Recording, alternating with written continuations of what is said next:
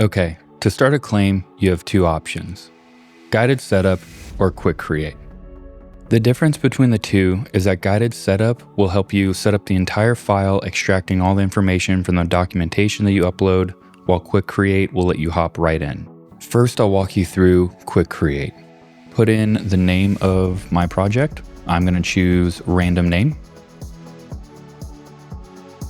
and then hit create project. It's that simple.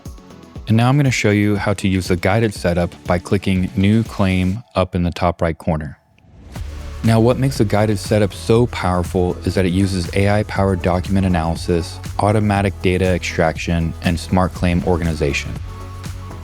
Now, just like quick create, we're going to type in the name of our project.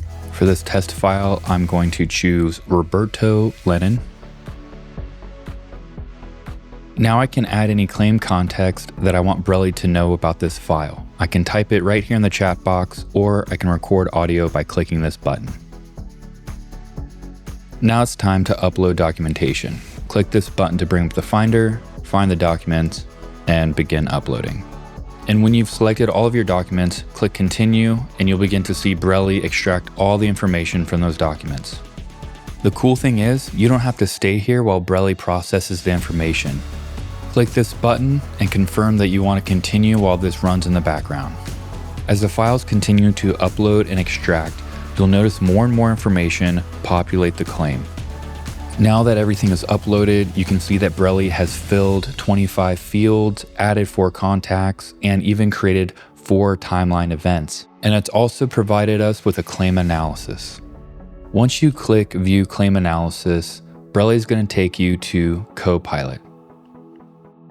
This is where you can view the claim analysis report with a summary of the claim, a summary of coverage, a timeline overview, strategic recommendations, communication analysis, and it'll even prompt you to look at what you should do next. All of these, of course, you can download via CSV.